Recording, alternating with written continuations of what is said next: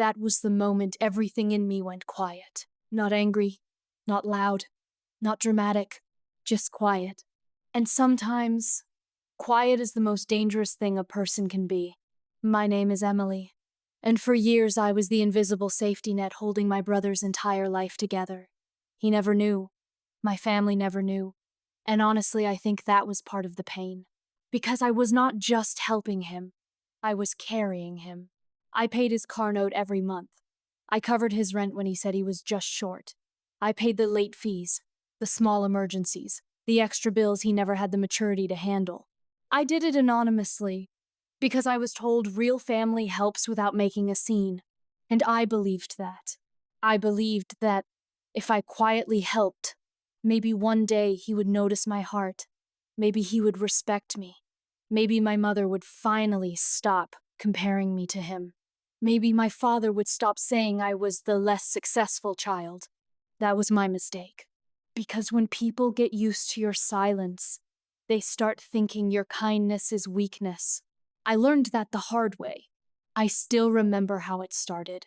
My brother Ryan had always been the golden child. He was louder than me, flashier than me, and somehow always better in the eyes of everyone around us. If he got a decent job, it became a family celebration. If I worked overtime to survive, it was treated like ordinary life. I was the daughter who paid her bills on time, worked hard, stayed out of trouble, and never asked for praise. Ryan was the son who borrowed money, made excuses, and somehow still got called promising. I moved to another city for work after college. Not glamorous work, just steady work, office work. Enough to live on, enough to help when needed, enough to keep my own life moving. Ryan stayed near home, but he never really stayed stable. He had jobs that came and went. He had plans that sounded amazing for a week and then fell apart. He always had a reason. Bad boss, bad luck, bad timing, unfair world. And my family, especially my mother, always believed him. He's trying, she would say. He just needs more time. Nobody ever said that about me. When I got promoted, my mother said, "That's nice." When Ryan got a new jacket, she said, "See? He's finally doing well." When I sent money to help with family expenses, she said, "You don't need to make a big deal out of it." That line became the soundtrack of my life. Don't make a big deal out of it. Don't talk about it. Don't expect credit. Don't expect thanks. So I stopped expecting anything. Then one night, about 4 years ago, Ryan called me. He sounded tired, stressed, almost desperate. He said he needed help with his car payment. Not alone, he said. Just help. He was 1 month behind, and the company was threatening to repossess it. He said if he lost the car, he would lose the job. And if he lost the job, everything would collapse. I sat on the edge of my bed and listened to him, breathed through the phone like the whole world was pressing on his chest. I remember asking, "How much?" He told me the amount. It was a lot for him. For me, it was possible. Not easy, but possible. So I paid it. Then he needed help with rent. Then a utility bill. Then another car payment. Then just 1 more month. At first, I thought I was helping him stand up. Then I realized I was becoming the floor beneath him. And the worst part? He never knew it was me. He thought some mystery program or payment service had covered it. I had arranged it through a third party because I didn't want him to know. I told myself I was protecting his pride. Maybe I was. But maybe I was also protecting myself from hearing the truth. Because the truth was this. I wanted him to love me for helping him. That is a terrible reason to give. But it was real. For years, I kept paying. Months turned into years. I adjusted my own life. I lived carefully. I skipped dinners out. I delayed buying furniture. I made smart choices so his life could keep looking stable. And during all that time, Ryan got comfortable. Too comfortable. He bought new shoes, he posted weekend trips. He talked about working hard for everything he had. He started speaking like he was some self-made success story. He was never cruel to me directly in those years. Not at first. just dismissive. Every time I came home for a visit, he made little jokes. Still in that office job. Must be nice living such a boring life. You should take risks for once, Em. And I would smile politely, because nobody knew I was the reason he still had a car to drive back to work. Nobody knew his apartment was paid because of me.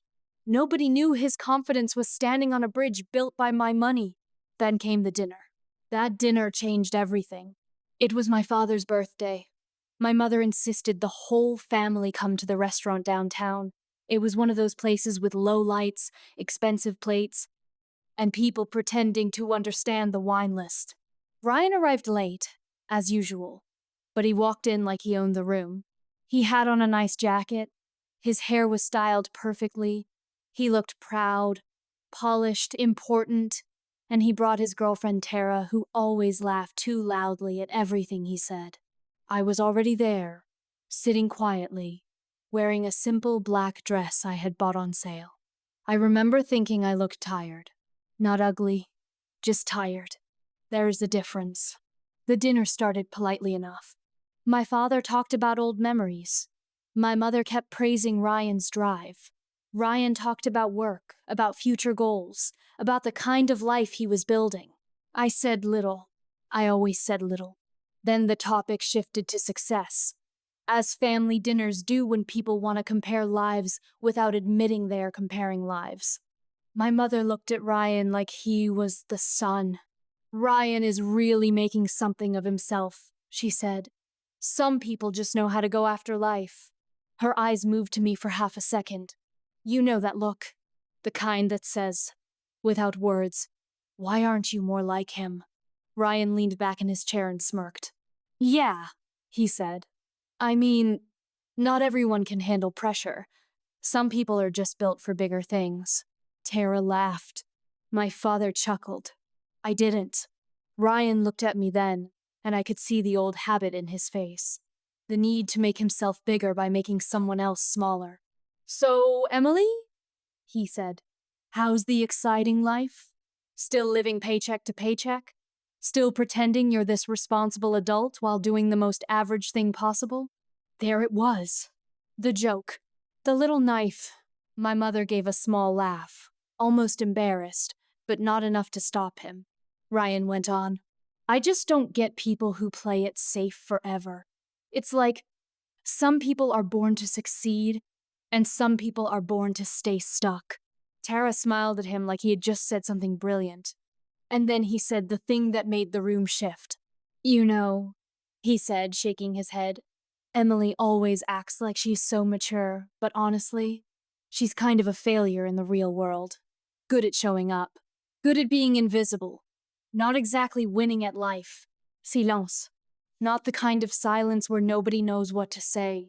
The kind of silence where everyone knows exactly what was said and is deciding whether they care enough to stop it. My mother's mouth twitched, but she didn't correct him. My father looked down at his plate. Tara laughed again, quieter this time, and Ryan smiled. He smiled like he had just won something. I felt heat rise in my face, not because I was about to cry. I wasn't. Not yet. It was because every month for 4 years, I had quietly saved him from collapse, and he had the nerve to call me a failure in front of my own family. I looked at him, and I realized something very clear. He had no idea who was paying for his life. He had no idea who had kept him afloat. He had no idea who had been loving him from a distance, in silence, for years. So I smiled too, and that smile scared me, because even I knew it was different. I said, very calmly, You really think that? Ryan shrugged. I mean, look around. I nodded slowly. Then I took a sip of water and said, Okay. That was all. No argument. No defense. No tears. Just okay. Ryan thought he had won because I didn't fight back. He leaned into that victory like a man who had no idea the ground under him was about to disappear. The dinner ended with awkward small talk and fake laughter. My mother hugged Ryan first, as usual. My father patted his shoulder. Nobody said much to me. Nobody ever did when Ryan was in the spotlight. I drove home alone. And somewhere on that road, with streetlights passing over my windshield, I made a decision. I was done. Not done helping family. Done helping people who used my love as a ladder and then kicked me off the climb. The next morning, I sat in my apartment at my kitchen table with my laptop open and my bank statements in front of me. I looked at every automatic payment, every transferred amount, every quiet little rescue I had sent over the years. I added it all up. It was more than I wanted to admit. Thousands and thousands of dollars. Years of sacrifice. Years of hidden responsibility. Years of being the only adult in a story where I was treated like a background character. My hands shook a little as I logged into the payment accounts. I paused before clicking cancel. Not because I doubted the decision, because I knew what it meant. Once I stopped, there would be no going back. Ryan would feel the truth. My family would feel the truth. And for the first time in years, they would have to face the consequences of his choices without me smoothing the edges. I whispered to myself, "You did enough." Then I canceled the car payment. I canceled the rent support. I canceled every automatic transfer, every hidden rescue, every silent act of mercy. All of it. Then I sat there in complete stillness. No music, no crying, no dramatic feeling. Just the strange, cold peace of finally letting go of something that had been hurting me for too long. 3 days passed. Then Ryan called. I saw his name on my phone and almost didn't answer. Almost. But I did. "Emily," he said, already irritated. "Did something mess up with the payment?" I kept my voice steady. "What payment?" He exhaled sharply. "Don't play games. My car company said I'm behind again, and my landlord just sent me a notice." What happened? I let the silence sit between us. Then I said, "I stopped paying." He laughed once, like it was impossible. "What do you mean you stopped paying?" "I mean exactly that." There was a pause. A dangerous pause. Then his tone changed. "Why would you do that?" I leaned back in my chair. "Because I'm tired." "That's not a reason. It's my reason." He raised his voice. "Emily, this is serious. You can't just do that." And that was when I knew. He still didn't know. He thought I was talking about some small convenience. Some tiny favor, not the foundation of his life. So I said, very calmly, "I've been paying your car note for years. I covered your rent when you were short. I covered late fees. I covered problems you never fixed because I kept saving you from them." He went quiet. I heard him breathing. Then he said, "What are you talking about?" I almost laughed. Not because it was funny. Because it was pathetic. "You heard me," I said. "It was me, Ryan. It was always me." The line went dead silent. I could feel his confusion through the phone. "No," he said finally. "No, that's not possible." "It is." "You're lying." "I'm not." "That's insane. Why would you even do that without telling me?" There it was. Not gratitude. Not shock. Not shame. Just anger. As if the problem was that I had been generous in the wrong way. I took a slow breath. "Because I wanted to help my brother," I said. "Because I thought if I made your life easier, you would stop tearing mine down." He didn't answer. I continued. "But then you sat at dinner and called me a failure." He tried to interrupt. I didn't let him. "You laughed at my life. You mocked the person who has been silently helping you stay on your feet. You stood in front of our family and acted superior while I was paying for your comfort." His voice came back louder now. "You should have told me." "And let you do what?" I snapped, finally letting the hurt show. "Thank me, respect me, or use me more?" That shut him up. I could hear him struggling for words. Finally, he said, "I didn't know it was you." "No," I said. "You didn't know. That is exactly the point." Then I added something I had never said out loud before. "I was never asking for worship, Ryan. I was asking for basic decency, basic kindness. You couldn't even give me that." He muttered something about me being dramatic. That old excuse. That old way of making my feelings seem too big for the room. And in that moment, everything inside me settled. Because I realized he still didn't understand. So I said, "You have 30 days. After that, you deal with your life on your own." He laughed, but it was forced now. "You can't be serious." "I am. Emily, come on. You know I can't afford all this." I closed my eyes. There it was again. The truth he never had to say before because I had been saying it for him with my money.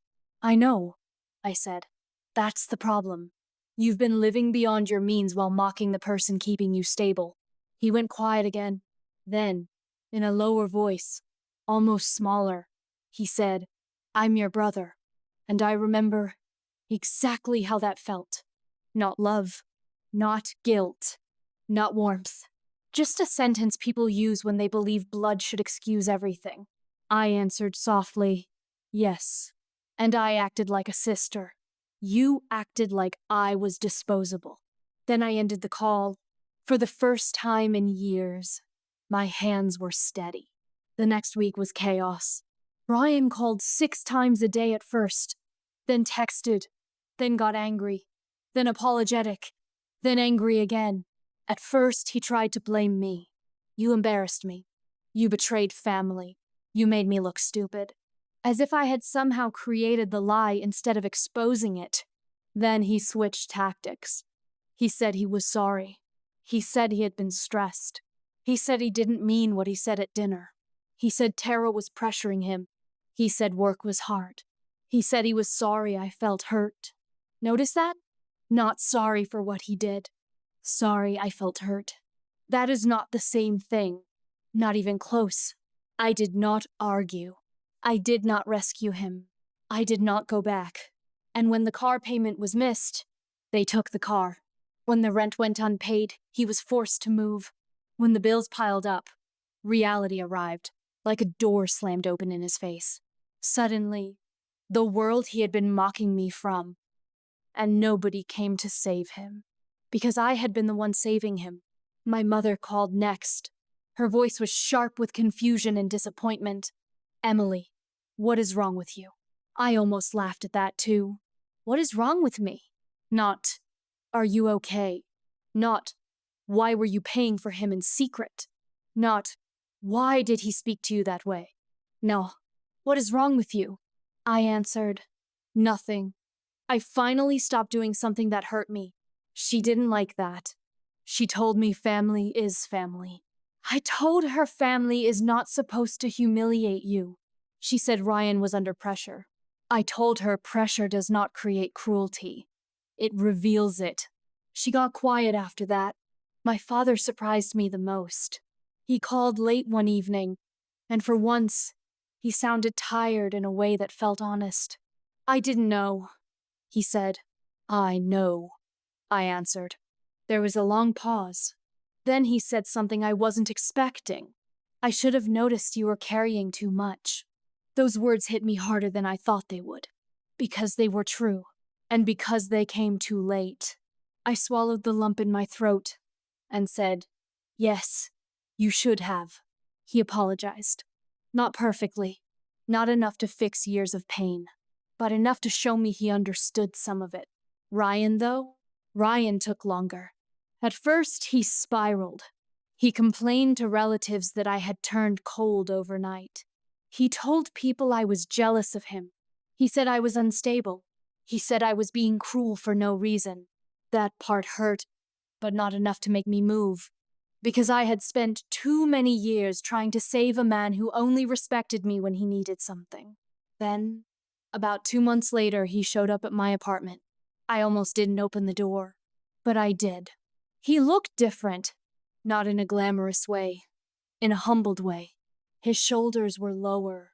His face looked worn, the confidence was gone, the performative swagger had drained out of him. He stood there holding a paper bag with coffee inside like that was supposed to fix everything. "Can I come in?" he asked. I stepped aside. He sat on my couch and looked around my small apartment like he was seeing the real world for the first time. Then he said, I lost the car. I had to move.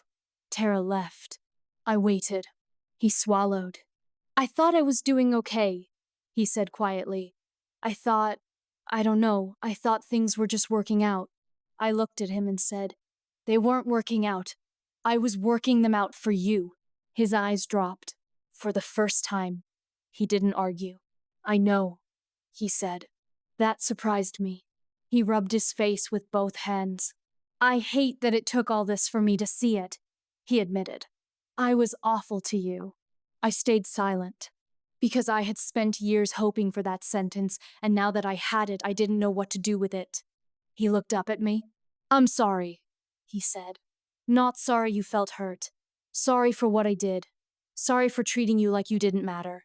That was the first honest apology I had ever heard from him. And I didn't jump into his arms. I didn't say everything was okay. Because it wasn't. But I did nod. And I said, that matters. We sat there in silence for a while. Then he asked, why didn't you ever tell me? I thought about that question carefully. Because the truth was complicated. I was afraid, I said. Afraid that if I told you, you would start seeing me as a wallet instead of a sister. Afraid that if I kept it secret, maybe your gratitude would stay pure. I looked down at my hands. Mostly, I think I was afraid you'd prove me right. That if I handed you the truth, you'd use it against me. Ryan didn't defend himself. He just nodded, because he knew I was right. And that hurt him too. I told him I would not pay anything more for him. Not ever again. If I helped him, it would be as a person, not as a hidden bank account. If he wanted a relationship with me, it would have to be built on honesty, not dependence. He agreed. Or at least he said he did. And over time, something changed. Slowly. Carefully. Not magically. Ryan got a smaller apartment. He took a job he used to think was beneath him. He learned how to budget. He learned what reality costs. He learned that adulthood is not a performance. It is responsibility. And me, I learned something too. I learned that love without boundaries becomes self-destruction. I learned that being the strong one does not mean being the silent one forever. I learned that people who mock your struggle may be the first to fall apart when you stop carrying them. And I learned that sometimes the most powerful thing a woman can do is stop rescuing the people who have mistaken her kindness for weakness. My family changed after that. The hardest part was not hearing Ryan apologize. The hardest part was learning how to live after I stopped being the person who fixed everything.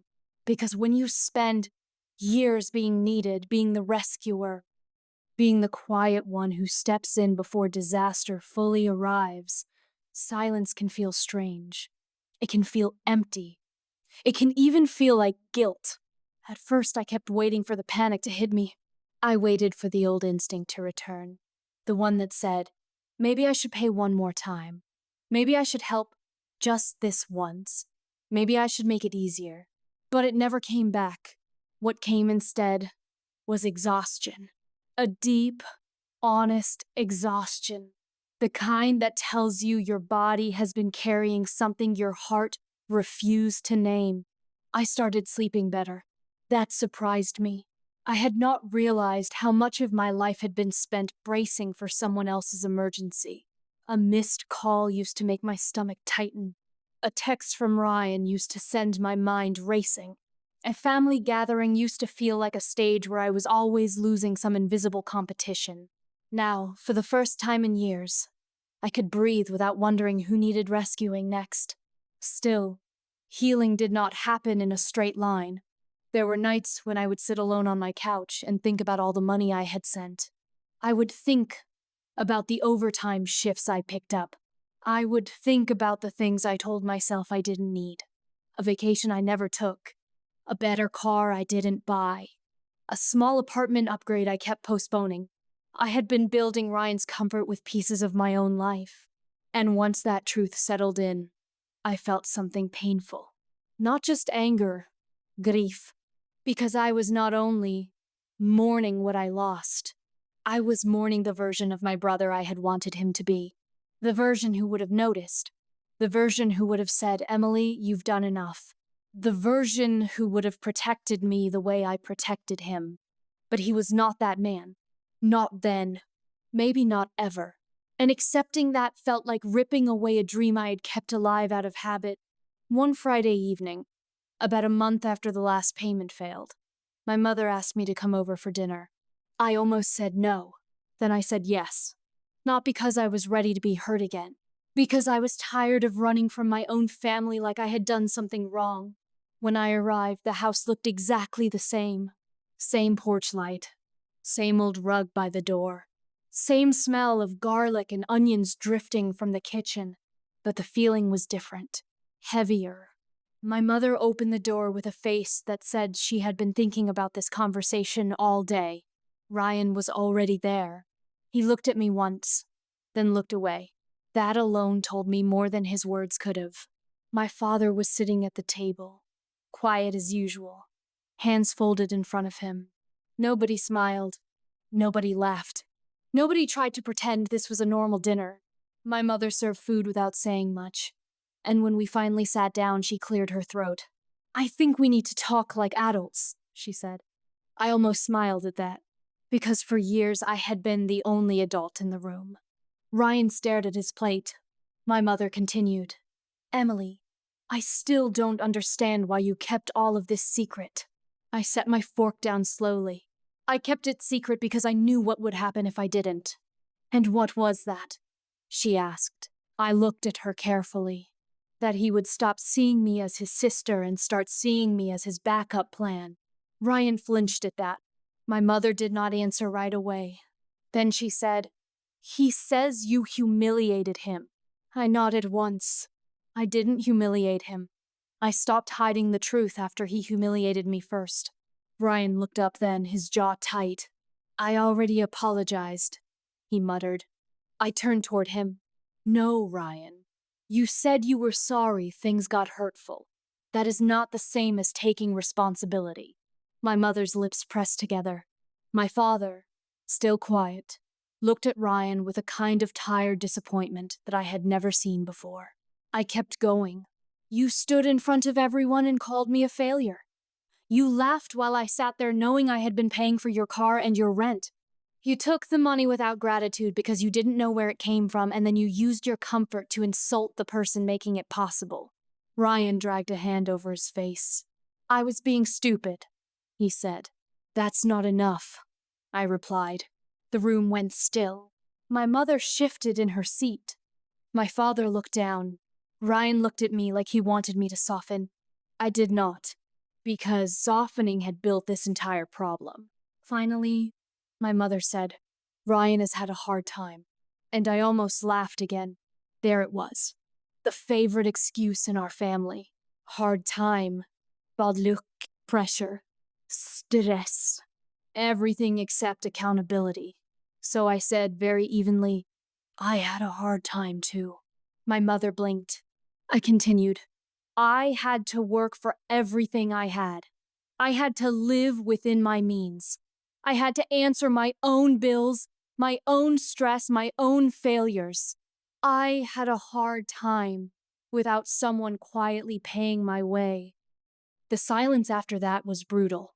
Ryan stared at me, and for the first time, he did not have a joke. He did not have a smug expression.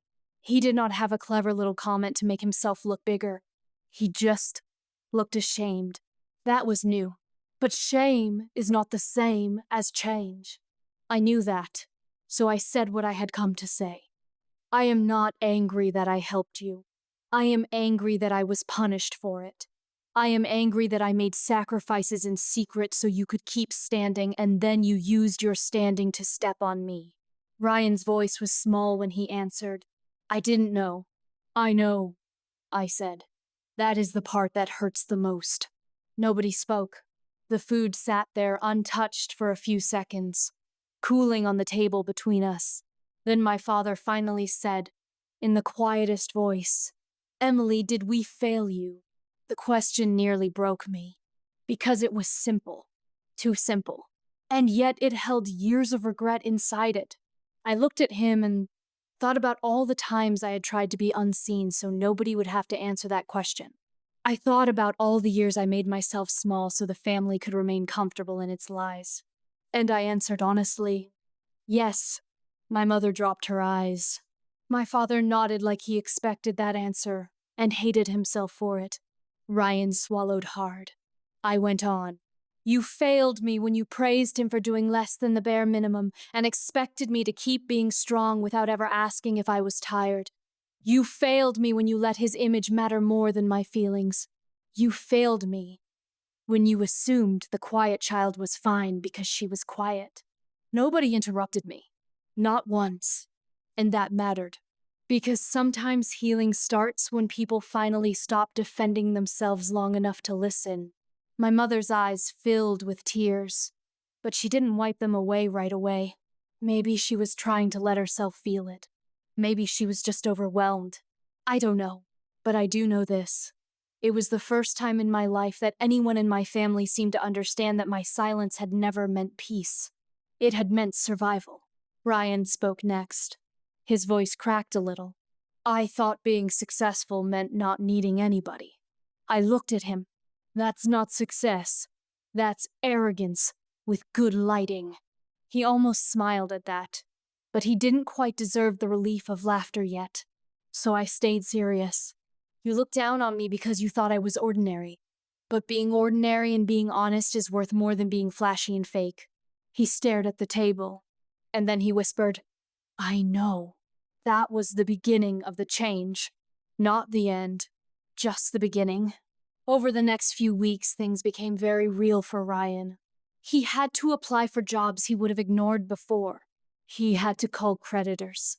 He had to tell people no when money wasn't there. He had to learn how to take public transportation because he no longer had a car payment quietly carrying him around. He had to move into a smaller place. He had to face the fact that his lifestyle had been a performance. And performances are expensive when the audience leaves. He hated it at first. I know he did. He hated having less control. He hated not being able to flex. He hated the embarrassment of people asking questions he could not answer with arrogance anymore. But he also learned something that I think changed him more than anything else. He learned how much dignity there is in doing things yourself. It was not easy. And he did not become a perfect person overnight. He still had bad days. He still called me sometimes with the old tone creeping into his voice. The one that tried to slip into entitlement without realizing it. But now I noticed it immediately. And now I had boundaries. If he started to disrespect me, I ended the call. If he tried to guilt me, I reminded him that guilt is not the same as accountability. If he started acting like the world owed him comfort, I reminded him that life does not negotiate with pride. At first, he hated those boundaries. Now, months later, he understands them more. Not because I explained them once, because I enforced them every single time. There was one evening, maybe 6 months after the dinner, when Ryan and I met for coffee. It was his idea. He looked nervous when he sat down across from me. Not performative nervous. Real nervous. He kept rubbing his palms on his jeans, and for a second I saw him not as the arrogant brother who mocked me at dinner, but as a man who had been forced to face the things he spent years avoiding. He said, I've been thinking a lot. I sipped my coffee and waited. I used to think you were lucky, he admitted. Quiet. Stable. Always in control. I said nothing. He kept going. But I think you were just carrying things better than I was. That sentence landed softly, but it landed. Because it was true. I had been carrying too much. For too long. Ryan looked up at me. I don't expect you to forgive me fast, he said. I probably don't deserve that. I gave a small nod. I appreciate you saying that. He hesitated. Then he said, I know now that you didn't stop helping because you were cruel. You stopped because I made you feel small. I let that sit for a moment, because part of me had waited so long to hear him say it that I almost didn't trust it. But he kept his eyes on me. He didn't flinch. He didn't joke. So I believed him enough to answer, yes, I said. That's why.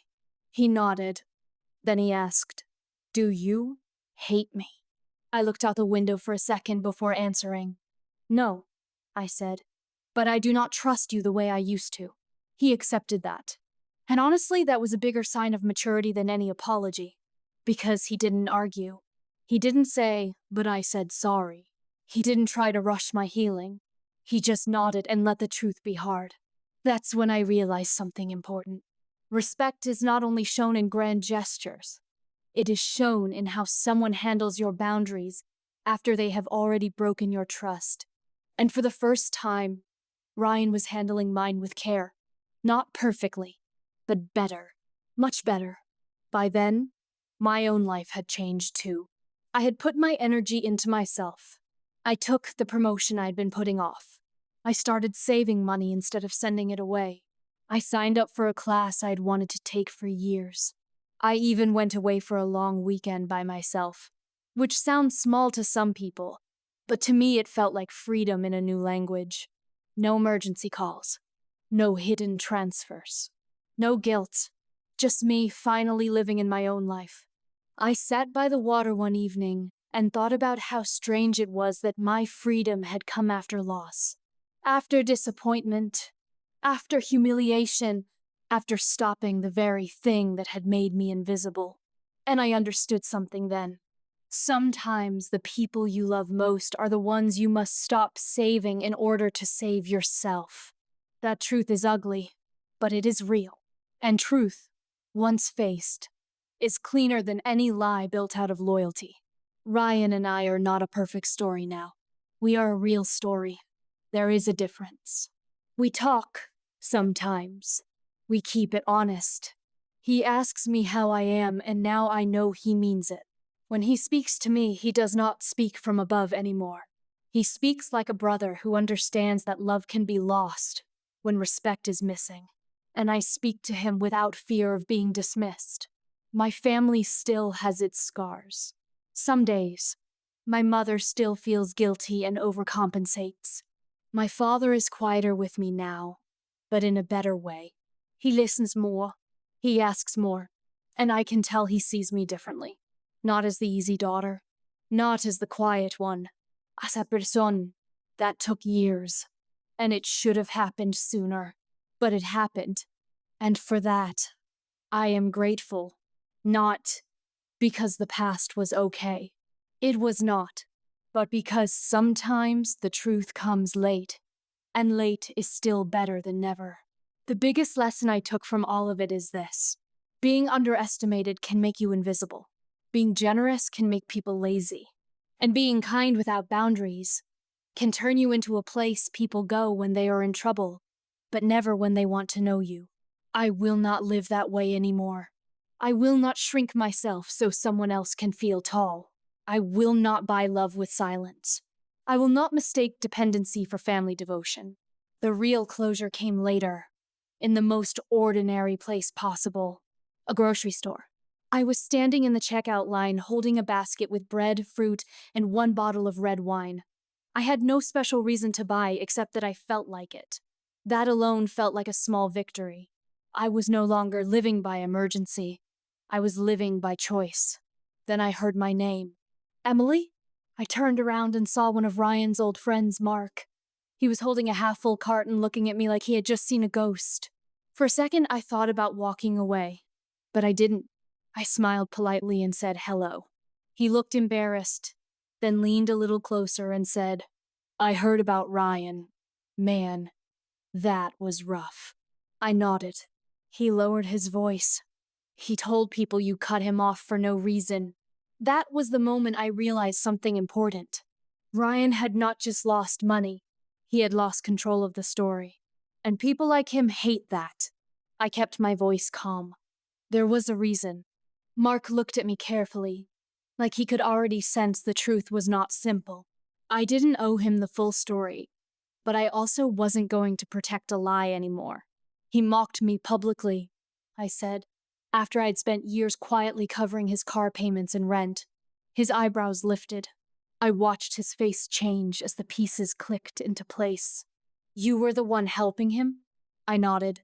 He blinked once, then let out a slow breath. Wow. That was all he said. Not because he had nothing else to say. Because sometimes one word is enough when the truth is that big. He looked genuinely stunned. Then he said, he really had people thinking he did everything on his own. I gave a small, tired smile. Some people build their entire personality around a story that isn't true. Mark shook his head. You know he's been telling people you're cruel? That landed, but not in the way it used to. It hurt, yes, but now it hurt in a distant way, like touching an old bruise that no longer controls your body. I said, people who need a clean villain will always choose the person who stopped feeding the illusion. Mark was quiet after that. Then he said something I didn't expect. Honestly, I'm glad you stopped. I looked at him. He shrugged a little. Not because I wanted him to fall apart, but because he needed to. He was getting too arrogant. That made me laugh. Just once. Not a happy laugh. A real one. The kind that comes when truth finally arrives in plain clothes. When I left the store, I sat in my car for a minute before driving home. I thought about how strange it was that other people could see the pattern so clearly once the money was gone. How easy it had been for Ryan to look successful when someone else was holding the pieces together. How quickly arrogance can evaporate when the hidden support disappears. And how lonely it feels to be the only one who knows the full story. That night, Ryan called me again. I almost didn't answer, but I was feeling stronger than I used to, so I did. He sounded different. Not angry, not defensive, just quiet. I ran into Mark, he said. I waited. He said he talked to you. Yes. There was a pause. Then Ryan asked, did you tell him everything? I thought about that. I told him enough. He exhaled slowly. I hate how this looks. I closed my eyes for a second. Of course, that was his first concern. Not whether he had hurt me. Not whether he had treated me badly. How it looked. That used to make me furious. Now it just made me tired. Ryan, I said, you should hate how it was. He went quiet. And for once, he didn't argue. I continued, you don't get to focus on your image and skip the damage. He didn't interrupt. I protected you for years, I said, and you rewarded me by making me feel small. So yes, people know now that your life was supported in secret. That is not a tragedy. That is the truth. He swallowed hard. Then he said something I had never heard from him before. I know I deserve this. I leaned back in my chair. For a second, I didn't know what to say, because part of me had spent so long waiting for him to say exactly that. And now that he had, I could finally see how much damage had come before it. That is true, I said. He gave a weak, almost sad laugh. Yeah, I know. Then, after a long silence, he said, I'm trying, Em. I believed that he was. Or at least I believed he was trying harder than before. But trying is not the same as healing. Trying is not the same as trust. Trying is not the same as repair. So I told him the truth. I'm glad you're trying, I said, but I'm not going back to who I was before. He was quiet. Then he answered, I know. That mattered.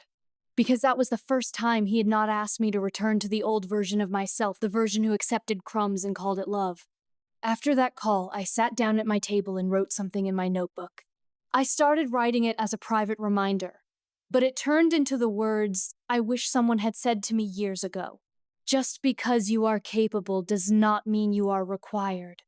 Just because you are family does not mean you are owed disrespect. Just because you helped quietly does not mean you deserve to be forgotten loudly. I stared at those lines for a long time. Then I underlined the last one, because that was the wound. Not just the money, not just the stress. Being forgotten loudly.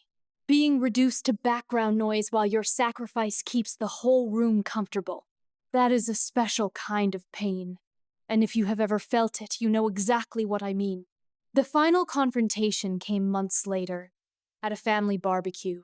I almost didn't go, but I decided I wouldn't keep hiding from my own life because other people were uncomfortable with the truth. When I arrived, everyone was there. My mother had decorated the backyard too carefully, like she was hoping flowers and lemonade could smooth over months of tension. My father was near the grill. Ryan was helping with chairs. He looked up when I arrived and gave me a small nod. Not fake, not forced, just respectful. That already told me he had changed more than I expected. But the real moment came when my aunt, who always loved old gossip dressed up as concern, pulled me aside near the patio. She tilted her head and said, in that voice people use when they are pretending to be kind, "So, Emily, I hear you cut Ryan off after helping him all those years."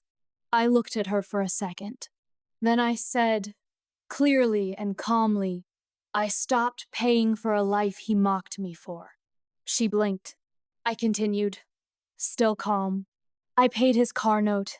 I paid his rent. I covered his late fees. I did it quietly because I thought helping family meant not making it a spectacle. But when he publicly called me a failure, I stopped." Her mouth opened slightly. She clearly did not expect the truth to be that direct. I added, "He was not supporting himself. I was supporting him." The patio went very quiet around us. Not completely silent, but close. The kind of close that means a conversation has become a warning. My aunt looked shocked, then uncomfortable, then, to her credit, a little ashamed. She muttered, "Well, I didn't know." I gave a small nod. That's because I wasn't the one bragging. That line traveled.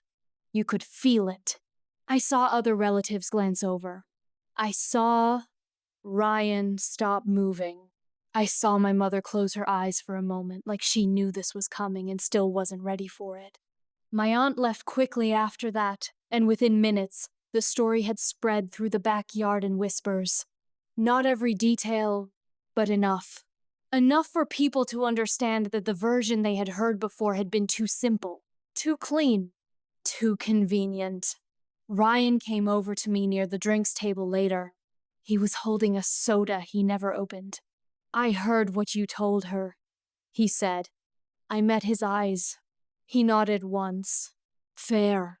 That one word mattered more than a speech, because it meant he was no longer trying to protect the lie. Then he added, "I deserved that." I studied him carefully. There had been a time when I would have needed him to say more, to bleed more, to apologize in a way that healed everything. But now I understood something different. Apologies are only useful if they are followed by changed behavior. And he had changed, little by little, in ways I could see. Not dramatically, not perfectly, but enough. So I said, "Yes, you did." He accepted it. Then he surprised me by saying, "Thank you for not lying for me anymore." That made me pause, because there was a time when I would have seen that as a strange thank you. Now I understood it. He wasn't thanking me for exposing him. He was thanking me for ending the fantasy. And maybe, in some strange way, that was a kind of love too. Not the soft kind, the honest kind. Later that evening, after the grill cooled down and the sky turned dark blue, my father asked everyone to gather for a small toast. He lifted his glass and looked around at all of us before speaking. "I'm not very good at these things," he said. A few people laughed lightly. Then he became serious. "But I want to say something important. Sometimes the person who says the least is carrying the most. And I think we miss that." No one moved. He looked at me. "Emily, I'm sorry we didn't see you sooner." That apology hit deeper than I expected, because it was not dramatic. It was not polished. It was simply true. I nodded, unable to speak for a second. Then my father looked at Ryan too. "And I'm glad you learned something before it was too late." Ryan lowered his head. For once, he didn't make it about himself. My mother wiped her eyes discreetly. And in that moment, the family did something we had not done in a long time. We told the truth without turning it into a competition. It did not fix everything. Nothing that real could be fixed in one evening. But it changed the air. It changed the story. And sometimes that is how healing begins. Not with applause. Not with revenge. With truth. After everyone left, I stayed back to help clean up. Ryan came outside a few minutes later and found me stacking cups by the sink. He hesitated, then said, "You know, there was a time I thought being above you made me strong. I kept washing a plate." He continued, quieter now, "But it just made me stupid." I glanced at him. That was the most honest thing he had ever said. I dried my hands and leaned against the counter. "Strength isn't about standing above people," I said. "It's about standing without needing to crush someone else." He nodded slowly. Then he smiled, just a little.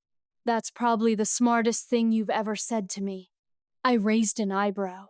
"And yet you used to think I was the failure." He winced. "Fair." That time, I smiled. Not because it was all funny now, because it wasn't. But because he finally understood the weight of the thing he had broken, and he was carrying it instead of asking me to carry it for him. That was enough for that night. Maybe even enough for a future. Not a perfect future, a real one. Now, when I think back on everything, I don't think the lesson was that money corrupts people. Money only reveals. What it revealed in my brother was entitlement. There was one last thing I had to do. Not for Ryan. For me, I had to forgive myself for all the years I waited to be treated better. That part is harder than people think. Because when you are the one who keeps showing up, who keeps giving, who keeps hoping, you start blaming yourself for not leaving sooner. You replay every warning sign. Every time your gut whispered. Every time you chose peace over honesty. Every time you accepted disrespect because you wanted love to be enough. I did that too. For a while, I kept asking myself why I let it go on so long. Why I paid in secret. Why I made excuses. Why I kept hoping Ryan would become the man I wanted him to be instead of the man he actually was. But one quiet morning while I was making coffee in my kitchen, I finally understood something. I did not stay because I was foolish. I stayed because I was kind. I stayed because I believed family meant something. I stayed because I wanted to protect someone I loved. That does not make me weak. It makes me human. It also makes me someone who needed a lesson, not a punishment. And the lesson was this: love without respect becomes a trap. After that, everything in my life started to feel more honest. I began setting small boundaries first. I stopped answering family calls instantly if the tone was wrong. I stopped explaining myself to people committed to misunderstanding me. I stopped over-apologizing for existing quietly. I stopped saying yes when my body and mind were begging for no. It was strange how powerful that felt. Not dramatic, just clean. Like opening a window in a room you have been breathing stale air in for years. Ryan noticed the changes too. At first he did not like them. Of course he didn't. People rarely enjoy losing access to the version of you that never said no. He would call sometimes and start talking like old habits still applied. "I need a favor.